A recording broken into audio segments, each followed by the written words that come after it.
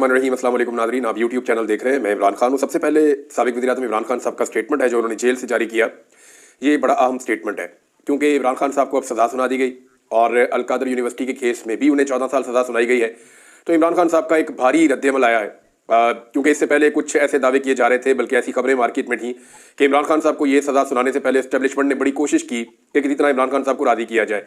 दोनों तरह के फैसले मौजूद थे, लेकिन बिलाखिर उन्हें इमरान खान साहब को सज़ा सुनानी पड़ी क्योंकि इमरान खान साहब ने झुकने से या डील लेने से या किसी किस्म का कंप्रोमाइज़ करने से उन्होंने इनकार कर दिया। वो पाकिस्तान के लिए मुज़ाकरात कहते हैं, जी मैं कर लेता हूँ, और अगर पाकिस्तान को आगे लेकर चलना है तो मैं रास्ता निकालने के लिए, रास्ता देने के लिए तैयार हूँ। लेकिन आपको ये लगता है कि मैं कोई कंप्रोमाइज़ कर लूँगा, चुप रहूँगा लंबे अरसे तक और ये झूठ पर चलने वाली हुकूमत को मैं तस्लीम कर लूँगा, तो ये इमरान खान साहब कहते हैं मैं नहीं मानता। और ये ना मानने की वजह से डील मुकम्मल नहीं होती। अब डील मुकम्मल नहीं हुई तो फिर वो फैसला आ गया। फैसले से पहले इमरान खान साहब को दरखास्त की गई कि जनाब हाथ हौला रखिएगा, आपके खिलाफ फैसला आने वाला है। बहरहाल इमरान खान साहब ने कितना हाथ हौला रखा, ये इस वीलॉग में इमरान खान साहब का स्टेटमेंट सुनने के बाद आपको आइडिया हो जाएगा। इमरान खान साहब ने वकला और मीडिया से गुफ्तगू की और अब तरीकाकार ये है कि वकला और मीडिया से जो बातचीत होती है उसको सारी को इकट्ठा किया जाता है। इमरान खान साहब जो इंस्ट्रक्शन देते हैं वो भी हासिल की जाती है। फिर पाकिस्तान तहरीक इंसाफ की बाकायदा एक टीम है जो बताती है कि ये बातें आज के दिन में इमरान खान साहब ने की हैं और वो एज इट इज़ उनके ट्विटर अकाउंट से शेयर कर दी जाती है, क्योंकि पाकिस्तान का मीडिया तो दिखाता नहीं है। पाकिस्तान का सबसे बड़ा ट्विटर अकाउंट इमरान खान साहब का है।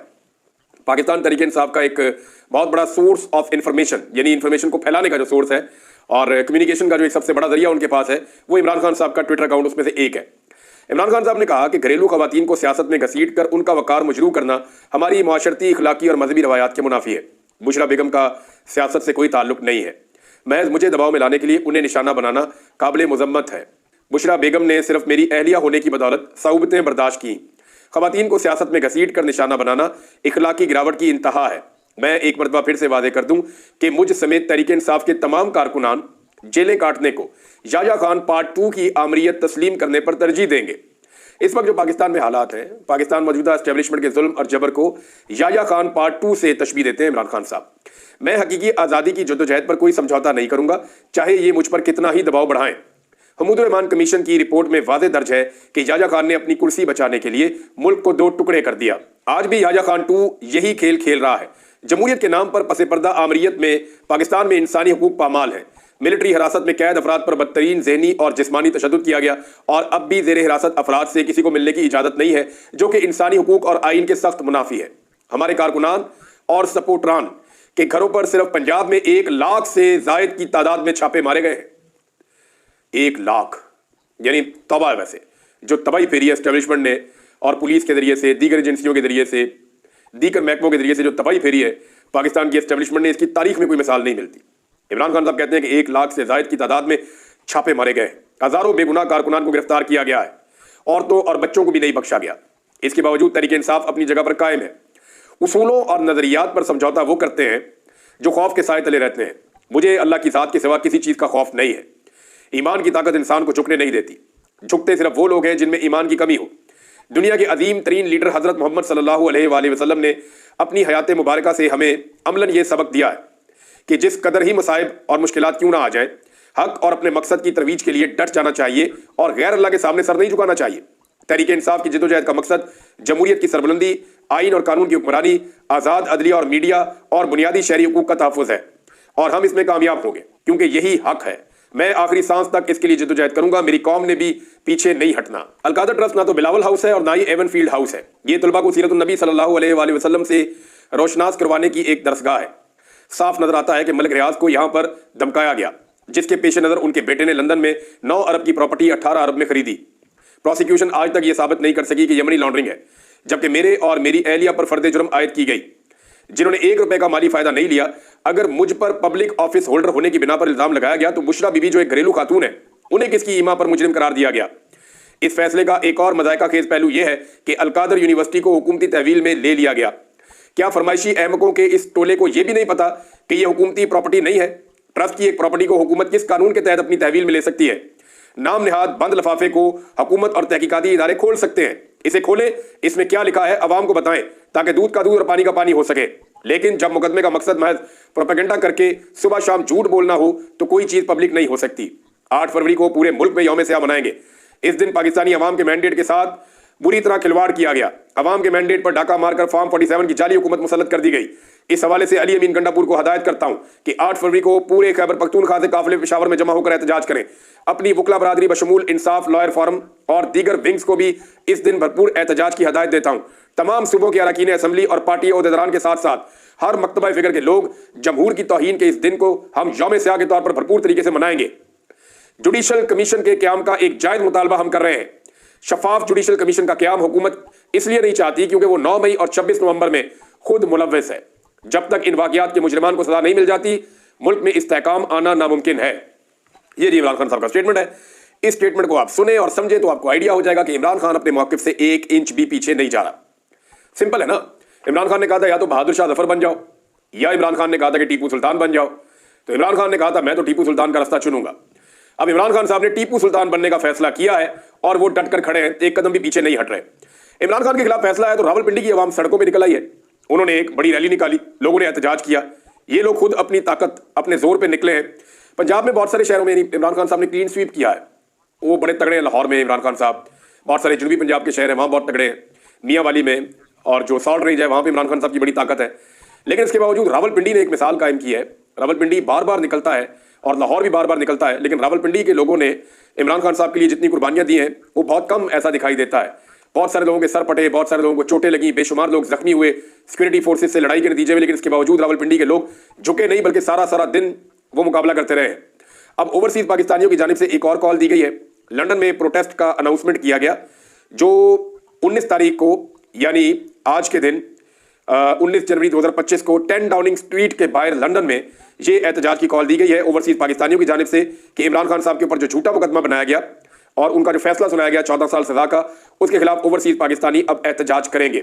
एक खबर और नाज़रीन, और ये खबर है कि ये खबर वैसे टेलीग्राफ ने भी इसके ऊपर एक आर्टिकल छापा है और वो ये कहते हैं कि अब सूरत हाल जो है वो एक और तरफ जाएगी।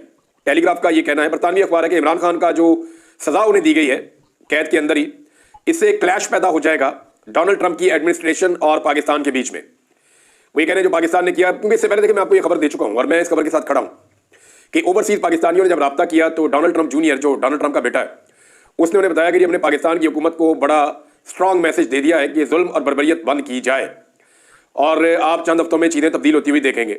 अब ये वहाँ से दावा आया, ओवरसीज पाकिस्तानियों ने मुझे ये बात बताई। अब मैंने इस बात को रिपोर्ट किया है और मैंने दोबारा उनसे पूछा, उन्होंने कहा जी बिल्कुल वो अपनी बात पे खड़े हैं। वो कह रहे हैं जी आप देखेंगे चीज़ें तब्दील होंगी, ये एस्टेब्लिशमेंट पाकिस्तान की या तो हमारे साथ लड़ाई करेगी तो या फिर ये पाकिस्तान में इंसानी हकूक़ की पामालियाँ बंद करेगी। अब जिस तरह की इमरान खान साहब को सजा दी गई है, ये तो इंसानी हकूक़ की बदतरीन पामाली है और ये एक सियासी नौयत का मुकदमा है। सब जानते हैं उसे पोलिटिकली विक्टिमाइज किया जा रहा है इमरान खान साहब को। और अब क्या अमेरिका की नई एस्टेब्लिशमेंट के साथ या नई इंतजामिया के साथ पाकिस्तान की हुकूमत और एस्टेब्लिशमेंट एक कन्फ्लिक्ट में या एक तसादुम में जाना चाहती है? तो मुझे नहीं लगता कि ये इतना बड़ा रिस्क लेंगे, लेकिन हो सकता है कि ये इतना बड़ा रिस्क ले लें क्योंकि एस्टेब्लिशमेंट ये समझती है कि अमेरिकन इंतजामिया हमें उतना नहीं मारेगी, अगर मारेगी तो पाकिस्तान का नुकसान होगा। लेकिन अगर इमरान खान को हमने छोड़ दिया बगैर किसी डील के तो उससे एस्टेब्लिशमेंट की मिथ टूट जाएगी, उनका रोब खत्म हो जाएगा। फिर जो भी उठेगा उठ के एस्टेब्लिशमेंट को जो है वो मंदिर का घंटा बना देगा, जो उठेगा उठ के इनकी क्लास ले लिया करेगा और फिर इनकी वक़्त खत्म हो जाएगी। इनका जो पूरा एक अजारादारी है 70 साल से वो पाकिस्तान में नहीं रहेगी। अब कुछ लोगों ने पासेस हासिल किए थे और लेकिन जो पाकिस्तान से बंदे जा रहे हैं ना, बिलावल वगैरह का कह रहे हैं, तो ये कोई अमेरिका की स्टेट गेस्ट नहीं है, ये तो पैसे देकर कोई भी पासेस ले सकता है। मुझे जो अमेरिका में मौजूद पाकिस्तानी उन्होंने कंफर्म किया जी कि इसकी जो कीमत है वो $25,000 से लेकर $2 मिलियन तक है, यानी $20 लाख तक है। यानी आप कहाँ बैठना चाहते हैं उस हिसाब से आपको पैसेज मिल जाते हैं। अगर आप बहुत करीब बैठना चाहते हैं, डोनाल्ड ट्रंप को करीब से देखना चाहते हैं तो $2 मिलियन भी खर्च करना पड़ सकता है। दूर से देखना चाहते हैं तो उसके अलग पैसे हैं। लेकिन रिपब्लिकन्स ने फ्री पासेस दिए हैं पाकिस्तान तहरीक इंसाफ के लोगों को, ये PMLN के लोगों को नहीं मिले अभी तक, पीपल्स पार्टी के लोगों को भी फ्री पासेस नहीं मिले। लेकिन रिपब्लिकन जिनकी हुकूमत आ रही है उन्होंने पाकिस्तान तहरीक इंसाफ के जिन लोगों को फ्री में बुलाया है वो मैं आपको बता देता हूँ। सज्जाद बरकी साहब हैं, कासिम सूरी साहब हैं, साबिक डिप्टी स्पीकर, और यही वो कासिम सूरी साहब है जिनकी रूलिंग के बाद फटा पड़ गया था पाकिस्तान में। इन्होंने अपने लीडर के साथ खड़े होने का फैसला किया था और तब से लेकर अब तक मुश्किलात में है। मेजर ताहिर सादिक साहब, इन्होंने बड़ा जुल्म बर्दाश्त किया। वैसे मेजर ताहिर सादिक साहब को भी वहाँ दावत दी गई है। ये अटक से मेंबर कौमी असम्बली है फॉर्म 45 के ऊपर, 47 इनके मुखालिफ को दिया गया था। आतिफ खान आप सब जानते हैं, ओवरसीज पाकिस्तानी है।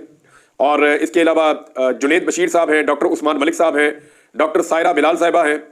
और इसके अलावा मेरी अलग से बात हुई, सलमान अहमद साहब इमरान खान साहब के दोस्त हैं, उनको भी जो है वो दावत दी गई है, वो भी जा रहे हैं। यानी बहुत सारे लोग पाकिस्तान तहरीक इंसाफ से जा रहे हैं, ओवरसीज पाकिस्तानी। लेकिन PMLN को घास नहीं डाली गई और रिपब्लिकन जो हैं वो अब क्योंकि साथ दिया पाकिस्तान तहरीक इंसाफ के लोगों ने, ओवरसीज पाकिस्तानियों ने डोनाल्ड ट्रंप को इलेक्शन जीतने में, तो अब रिपब्लिकन ने उन्हें ये पासेस जारी किए हैं। नादरीन, एक और चीज़ मैं आपको दिखाता हूँ। ये उमर दराज गोंदल साहब हैं, ये जर्नलिस्ट हैं और लाहौर से इनका ताल्लुक है। तो गोंदल साहब ने जनाब एक सवाल पूछ लिया और उस सवाल के ऊपर जो है वो फिर चिरागों में रोशनी ना रही। यानी मदहब कार्ड इस्तेमाल किया जा रहा था इमरान खान साहब के खिलाफ, और मदहब कार्ड के इस्तेमाल के लिए अता तारड़ ने घेर के बिठाए हुए थे कुछ मौलवी। उनमें से किसी भी मौलवी को मैं नहीं जानता, कोई भी नॉन आदमी नहीं है, लेकिन ये सरकारी टाइप के मुल्ला थे जिनको घेर कर साथ बिठा लिया था। तो वहाँ पे उमर दराज गोंदल साहब खड़े हुए, सवालात की बारी आई तो उन्होंने पूछा कि जनाब मलिक रियाज किधर है इस सारे केस के अंदर, आप उसका नाम क्यों नहीं लेते, आप इमरान खान का क्यों लेते हैं? फैसला तो काबीना का था, तो आप काबीना का नाम क्यों नहीं लेते, खाली इमरान खान का क्यों लेते हैं? अकेले को आप क्यों निशाना बनाते हैं? फिर उन्होंने कहा जी उलमा आज आपके साथ बैठे हुए हैं, लेकिन इद्दत जैसे घटिया केस पे ये उलमा क्यों खामोश रहे? अब इन सवालों का जवाब है नहीं हुकूमत के पास। वो कभी बगलों में झांकते हैं, कभी इधर झांकते हैं, कभी उधर झांकते हैं। तो ये जो मौलवी है, इनमें से एक मौलवी जो बड़ा सीनियर मौलवी बना था, उसको लेकर उमर दराज गोंदल साहब बाहर भी बैठे, उनसे यही सवाल पूछा और वो मौलवी साहब की बेबसी पे मुझे हंसी आ रही थी कि ऐसी हालत होगी मौलवी साहब की कि वो जवाब ही नहीं दे पा रहे। जी देखें, हमारे उलमा, हमारे सीनियर जो रहनुमा हैं वो इनके ऊपर अपनी राय दे चुके हैं, तो मैं नहीं समझता कि इस पर राय देनी चाहिए। और भाई सच सच होता है, झूठ झूठ होता है। तुम बताओ कि इद्दत का जो केस हुआ था इमरान खान पे, ठीक हुआ था या गलत हुआ था? दूसरा, ये मौलवी वही तमाम अल्फाज इस्तेमाल करते हैं जो मरियम औरंगजेब और मरियम नवाज के अल्फाज हैं। वैसे तो DGISPR ने भी ऐसे ही अल्फाज इस्तेमाल किए। मुझे हैरत हो रही है कि नून लीग की घटिया और गंदी जुबान अब इदारे भी इस्तेमाल करते हैं और मौलवी भी इस्तेमाल करते हैं। वैसे ये मौलवी तो है नहीं, दरबारी मौलवी है, इनको तो जनाब जो मर्जी काबू कर लेता है। हसनैन ने एक और कारनामा किया नादरीन। ऐसा लगता है कि हसनैन ने मरियम नवाज साहबा का जो है ये पूरा प्रोग्राम वारने का जो है वो मनसूबा बना लिया है। अब मरियम नवाज जिधर भी जाती है वहां से वो इन्फॉर्मेशन इकट्ठी करता है और बताता है कि जनाब ये जो इस तालीमी इदारे में गई हैं, जिन लोगों से इन्होंने बातचीत की, ये लोग इस तालीमी इदारे के थे ही नहीं। ये सरकारी मुलाजिम इधर से उठाया, इसको वहां से उठाया, ये लड़की वहां से बुलवाई, ये लड़की उसकी कजन है, वो सारा पोल खोल कर रख दिया हसनैन ने। मरियम नवाज के सारे ड्रामे, सारी एक्टिंग, सारी टिकटॉकिंग, सारे जो है वो स्लोमोज, वो सारे वाड़ के रख दिए। अब एक और चीज भी उन्होंने बेनकाब कर दी। अब जनाब हसनैन साहब दिखा रहे हैं ये एक और वीडियो। इस वीडियो के अंदर एक बंदा है और वो बंदा तुलबा को बता रहा है कि आपने क्या क्या बातें करनी है और क्या क्या बातें नहीं करनी जब मरियम नवाज साहब आएंगी। तो यानी आप अंदाजा करें कि पहले ब्रीफिंग दी जाती है कि तू इस तरह जाएगी, ऐसे मरियम नवाज तेरी तरफ हाथ करेगी, तू भाग के उसको मिलेगी और वो फिर तेरी बोसा लेगी या तुझे प्यार करेगी, फिर तेरे से सवाल करेगी, ये वाला तूने ये वाला, जो सारा स्क्रिप्टेड है। ये टोटल ड्रामा चल रहा है। आप अंदाजा करें कि इमरान खान का मुकाबला करने के लिए ये खानदान ज़हनी मरीज बन गया, बेचारा ज़हनी मरीज बन गया और शोधेपन पे उतरा है। जो हरकतें ये कर रहे हैं, वज़ीर आला की सीट को इतना डिस्ग्रेस करवा दिया पाकिस्तान की एस्टेब्लिशमेंट ने, हम ये कभी सोच भी नहीं सकते थे। बहरहाल ट्रेनिंग सेशन की वीडियो भी आ गई है। नाज़रीन, एक और खबर है और ये अफसोसनाक खबर है। ये कराची में 25 जनवरी को बलोच नस्लकुशी का एक दिन है जिसे यादगार के तौर पे मनाया जाता है। उसकी मुनासबत से आगाही पर एक रैली निकाली गई थी जिसमें बलोच खवातीन और कुछ बुजुर्ग लोग मौजूद थे। जिस तरह पुलिस ने उन खवातीन के साथ ज्यादती की है, उनके साथ खींचातानी की है और इसमें उन्होंने सीमीदीन बलोच, फौजिया बलोच, आमना बलोच समेत दीगर इंसानी हकूक़ के कारकुनान को गिरफ्तार करके मुख्तलिफ थानों में हिरासत में ले लिया। ये बड़ी ज्यादती है और याद रखिएगा ये ज्यादती बिलावल जरदारी की पुलिस कर रही है। बिलावल जरदारी जो जमहूरियत का चैंपियन बना फिरता है, उससे चंद औरतें एहतजाज करती हुई या आगाही मुहिम फैलाती हुई बर्दाश्त नहीं होती बिलावल से। आप अंदाजा करें, चंद औरतें अपना जमहूरी और आईनी हक इस्तेमाल करते हुए, कानून के दायरे में रहते हुए सिर्फ आगाही फैलाने की कोशिश कर रही है कि इसी मुल्क के रहने वाले बलोच किस मुश्किल में है या उन्हें क्या प्रॉब्लम्स हैं। वो जब अपनी प्रॉब्लम बताना चाहती हैं तो बिलावल पुलिस भिजवाकर औरतों को बंदों से हैंडल करवाता है और किस तरह जबरदस्ती उनको उठवाता है। ये वो बिलावल है जिसने मरियम नवाज का सिर्फ दरवाजा टूटने पे कि कैप्टन सफदर को पकड़ना है क्योंकि वो कायदे आजम मोहम्मद अली जिन्ना रहमतुल्लाह अलैह के मज़ार पे जाके भंगड़े डाल के आया था, नाच नाच के आया था। तो इस बिलावल ने बेगैरत के नारे लगाए थे खड़े होकर कौमी असम्बली में कि कितने बेगैरत हो आप। और अब ये बिलावल जो है ये औरतों को अगवा करवा रहा है, गिरफ्तार करवा रहा है, उनको उठवा रहा है। ये ब्रूट मेजॉरिटी की बात करता है, ये डंडे वाली जमहूरियत की बात करता है। इसे गैरत नहीं आती? क्या ये अपने आप को बेगैरत समझता है या नहीं समझता? सवाल तो ये बिलावल से भी पूछना बनता है। अब ये तशद्दुद जो किया जा रहा है ये बिलावल जरदारी के नक्शे कदम पर चल रही है जो सिंध पुलिस है, और बिलावल जरदारी यही चाहता है और यही इनके अंदर मौजूद है। ये अंदर से डिक्टेटर है सारे, ऐसे ही ये सारे के सारे। सिंध के अंदर ही नाज़रीन एक और खबर है, आप खबर सुनेंगे आप हैरान हो जाएंगे। ये जनाब एक सिंध का ब्यूरोक्रेट है, ये है जी सिंध इंप्रूवमेंट प्रोजेक्ट डायरेक्टर गुलाम महिउद्दीन। ये शक्ल देखें आप इसकी, ये देखें शक्ल आपको नजर आ रही होगी। ये जो गुलाम महिउद्दीन है ये siyaasat.pk पे खबर छपी हुई है और जगह पे भी बहुत शेयर हुई है और ये साथ एक लेटर भी लगा हुआ है। इसने चाइनीज कंपनी को कहा ठेका चाहिए ना तो बुर्ज खलीफा में मुझे अपार्टमेंट देकर दो। शक्ल देखो इसकी, इसको बुर्ज खलीफा में इसको अपार्टमेंट चाहिए। अंदाजा करें अब आप, शौक इनके चेक करो, बुर्ज खलीफा में इनको अपार्टमेंट चाहिए कि ठेका देना जनाब पाकिस्तान की तामीर करनी है तो मैंने तो पाकिस्तान में रहना नहीं, मुझे बुर्ज खलीफा के अंदर अपार्टमेंट लेके दो। ये बुर्ज खलीफा जो है दुबई की सबसे बुलंद इमारत है, बल्कि दुनिया की बुलंद इमारत है। और इसके अंदर जो अपार्टमेंट की कीमत है वो 50 लाख से 1 करोड़ दिरहम तक की है, यानी जो दुबई के पैसे हैं। तो अगर आप इसको पाकिस्तानी पैसों में देखें तो ये तो बहुत ज्यादा पैसे बनते हैं, 40 करोड़ से 1 अरब रुपया तक ये बनता है। ये इतनी महंगी वहां पे जो है प्रॉपर्टी है और इसको वहां पे अपार्टमेंट चाहिए। 2 कमरे वाला अपार्टमेंट बता रहा हूं मैं आपको, जो सिंपल अपार्टमेंट है, और जो बेहतर लोकेशन वाले ठीक अपार्टमेंट है वो तो 1-1 कमरे वाला बहुत महंगा है, जो लग्जरी अपार्टमेंट्स है। बहरहाल जनाब की शक्ल आप देख लें, चीनी कंपनी ने डीजी नैब सिंध को खत लिख दिया और शिकायत लगा दी। सहाफियां हमारे इम्तियाज चांडियो साहब, उन्होंने वो खत जो है जनाब शेयर कर दिया इस दावे के साथ, जनाब ये वाला ब्यूरोक्रेट है और ये कहता है जी कि ये मुंह और मसूर की दाढ़ कि मुझे जनाब बुर्ज खलीफा में अपार्टमेंट। और वैसे सिंध में लोगों ने बड़ा पैसा बनाया। मुझे जो वकील सिंध में अदालतों में काम करते हैं वो बताते हैं, यार हम हैरान हो जाते हैं कि सिंध की ब्यूरोक्रेसी ने जो तबाही फेरी है वो पाकिस्तान की तारीख में किसी ने नहीं फेरी। एक और स्टेटमेंट है मैं जरूर आपको सुनाना चाहूंगा, और वो स्टेटमेंट दिया ख्वाजा आसिफ ने। स्टेटमेंट जरा सुनिएगा, ये आज का सबसे बड़ा लतीफा है। ख्वाजा आसिफ ने कहा कि चोर दरवाजे से इक्तदार में आने का सिलसिला बंद होना चाहिए। वो फिडे मुंह भाई, यानी ये ख्वाजा आसिफ साहब पूरे पाकिस्तान में किसी के मुंह से ये जुमला जच जाता सज जाता, तुसी ते अपना मुंह बंद रख दे, ताड़ा ते बंद ही नहीं। ख्वाजा साहब, ख्वाजा साहब आप तो ये बात ही नहीं कर सकते। आप तो उस्मान डार से 2013 में सीट चोरी करके आए हैं चोर रास्ते से। 2018 में आपने अपने मुंह से फरमाया कि मैंने जनरल बाजुआ की मिन्नत करके मैंने सीट ली थी, मैं तो इलेक्शन हार रहा था। और 2024 में जो आपने किया, पूरा पाकिस्तान नहीं पूरी दुनिया ही गवाह है, आप रेहाना डार से चारों शाने चित्तों के बदतरीन तरीके से इलेक्शन हार गए थे। ख्वाजा साहब ताड़ा नहीं बनता यार, आप नहीं कह सकते कि जनाब चोर रास्ता इक्तदार का ये वो। आप हमेशा, हमने जब से आपको देख रहे हैं आप चोर रास्ते से आ रहे हैं। 2013, 2018, 2024, 10-12 साल का रिकॉर्ड तो आपका चोर रास्ते का डायरेक्टली हो गया है।